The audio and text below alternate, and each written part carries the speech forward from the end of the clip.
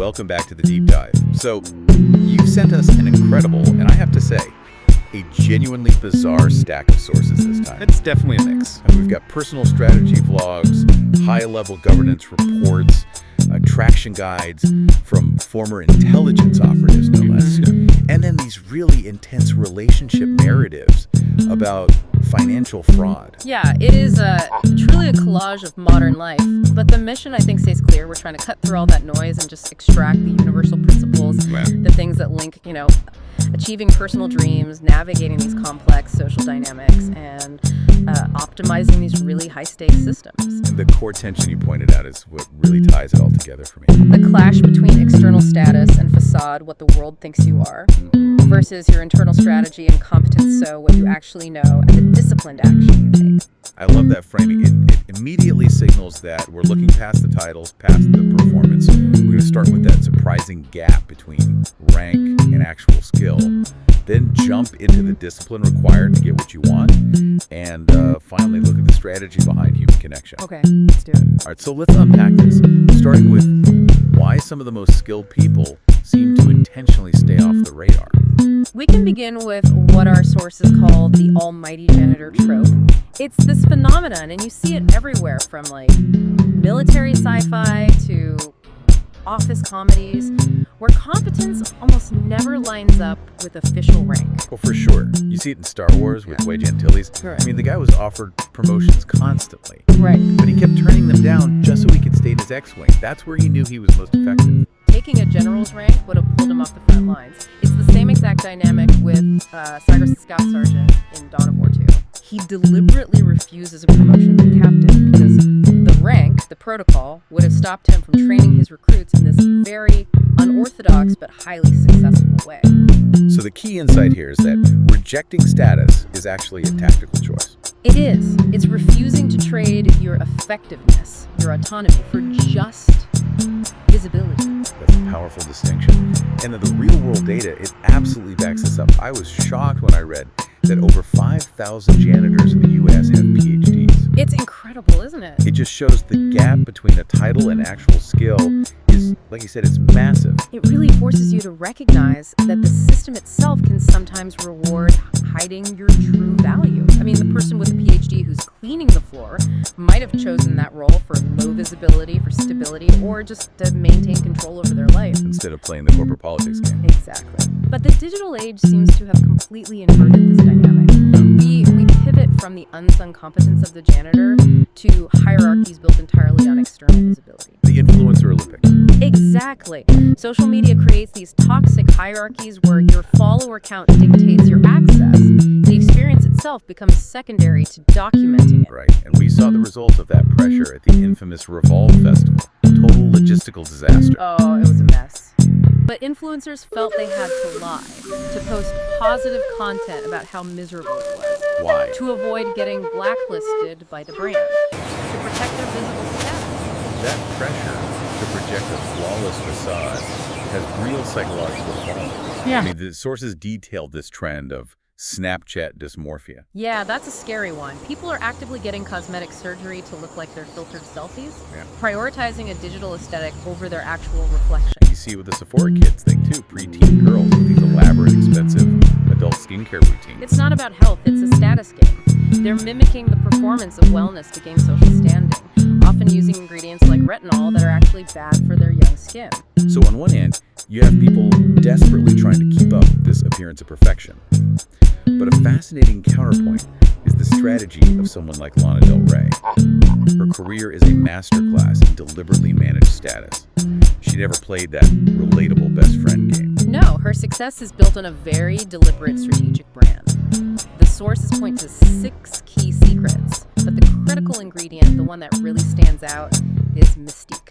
Tell me more about mystique in this context. It's basically scarcity marketing, but for a personality. Instead of the influencer model of total constant visibility, she uses strategic distance. She disappears and then reappears at just the right moment. So every piece of information feels like a discovery. Exactly. It's not just shoved into your feed. The moment you are always available, you lose that allure, that sense of importance. That's a powerful link between manufactured status and, well, strategic absence. So status can be perfectly manufactured. How do we apply apply that same deliberate focus to our own goals. Let's transition from the status game to personal achievement. Okay, from passive manifestation to highly disciplined action. The strategies in these vlogs, they all stress that step one is the art of unapologetic wanting. Unapologetic. You have to know exactly what you want, a castle, a specific apartment, whatever it is, and want it without apology. The sources insist there's a prize for grandeur, not humility. You have to fully own the fantasy. Owning the fantasy is crucial, but it needs a bridge to reality. Yeah. What I found most compelling was the emphasis on small, manageable milestones. Yes, the Postmates driver example is perfect. Right. She wanted these $75 shoes. She didn't get overwhelmed. She just decided to pick up one extra delivery every single day and put that specific money aside. And that method, that small, consistent action, is what separates a fantasy from an actual plan. And this approach is rooted in what they call delusional belief. That's a strong phrase. It is. One strategist talked about being a broke Postmates driver, driving up to the nicest building in LA, looking the doorman in the eye and saying, "I'm gonna live here." They literally argue that being delusional is the only way to get delusional things. But how do you reconcile that delusional belief with the cold, hard fact that you broke? By using fake it till you make it, not as pretending, but as practicing. You rearrange your current reality to match the vision. You know, putting fake marble floors in a cheap apartment or cheap jewelry in a real Tiffany box. It's not about deceiving other people. It's about rehearsing the feeling of the outcome until that psychological shift makes the goal feel achievable. So you're practicing the behaviors of the person who already has it. You are. And this all sounds like immense effort. It does. What keeps people going when the chase gets, painful? It's the core why. The ultimate driver is never just the money or the views. One creator said they started their channel for community, for love and acceptance. That deeper purpose is the anchor. And the grit required is immense. Success is not accidental. It's fighting the flow. And it's treating failure as just data. The philosophy is brutal. One source says the first 10,000 failures are just market research. Wow. It requires intense mental reconditioning. One person detailed being bullied by over 100 people for their attempts in high school. Another got fired on the first day of a real estate job. And what happened? They went on 30 subsequent interviews over 2 months before landing a role. They see that success as proof of concept, not just for the business, but for their own ability to endure. And this all circles back somehow to manifestation, which they frame as time traveling. Precisely. Through guided visualization, you mentally leap to, say, the end of 2026, creating a sneak peek of the future. The argument is this isn't passive wishing. You're literally altering the timeline by aligning your current choices with that future state. It's a powerful psychological tool for motivation. For sure. So we've seen how intensely you have to focus internally to achieve goals. Now, let's see how that focus translates when it's aimed outward in high-stakes social and professional interactions. Let's shift to the strategy behind human connection. Okay. And the sources offer a fascinating perspective on male attraction. They suggest many men go through life feeling a relative lack of desire, Meaning? feeling wanted only for their contribution, their body, their financial power, not simply for who they are as a human. And acknowledging that need is central to understanding these dynamics. That emotional vulnerability then drives these highly strategic attraction tactics. We have sources detailing a CIA tactic, the parallel conversation. Right, which is purely about controlling attention and dynamics. Okay, so how does it work? The strategy is simple. If you're attracted to someone, but you don't want to be the one to approach them first, you talk to the person next to them instead. The person next to them. Why? It creates a shared energy center, and it naturally attracts the third person's curiosity. It triggers a primal survival instinct. What if they know something I don't know? They feel excluded. So they feel the need to join in. Critically, yes. The target will almost always interrupt or join your conversation, which immediately gives you the dominant position. They deferred their attention to you first. That ability to command focus is the essence of charisma. Now let's see how that kind of clarity translates into the high-stakes professional world. In legal context, success hinges on identifying the essential high-impact facts and presenting them with maximum force. It's about eliminating all ambiguity with hard data. The defective crib case is a perfect illustration to make the argument for reasonably clear liability stick. The communication didn't just mention the defect. It documented 5 prior reported deaths from the exact same hazard. That detail just shifts the whole argument. It goes from ambiguity to undeniable negligence. And that strategic clarity is also crucial for procedural urgency. If you're facing a hard deadline, like that New Mexico statute of limitations, your initial presentation has to be crystal clear. Murky facts risk losing time and missing the deadline entirely.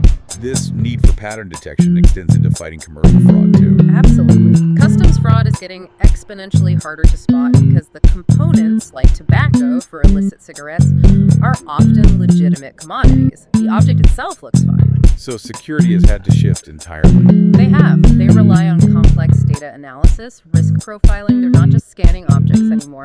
They are tracking the flow of commodities and the connections between seemingly legitimate businesses. There's a whole system of detecting sophisticated deception. And we see a parallel investment in image used for deception in the sugar dating world. Oh, yeah. The sources describe how sugar babies invest heavily in cosmetic procedures, lips, boob jobs, and professional photos. And this is required to maintain a perfect, almost innocent image, right, to cater to a broader audience. The aesthetic facade has to be flawless.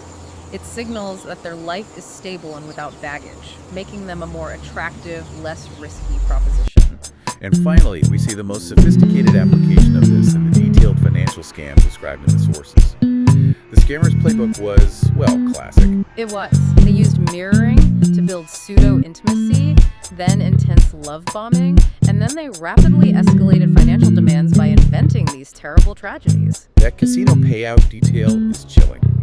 The scammer invents a $318,000 tax debt, then a $12 million debt for his dad, but then gives the victim a small payout of $9,000 back.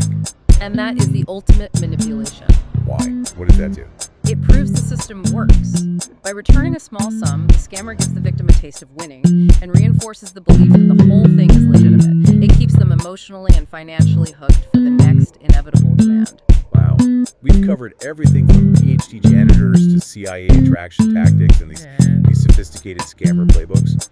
We've seen how competence often hides behind low status, how audacious strategy requires disciplined action. In a clear why. A clear why, and how essential clarity is in every single domain. And across every field we touched on today, there's this deep human drive for robust, predictable frameworks.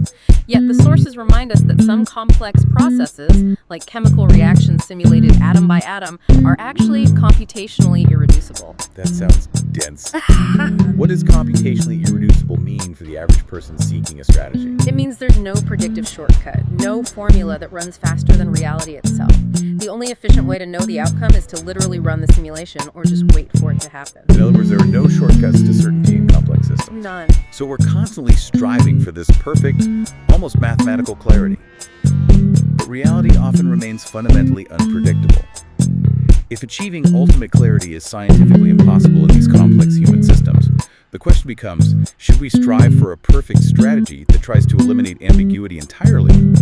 Or should we instead just become supremely adept at navigating the necessary and inevitable uncertainties of the world? Something for you to consider until our next deep dive.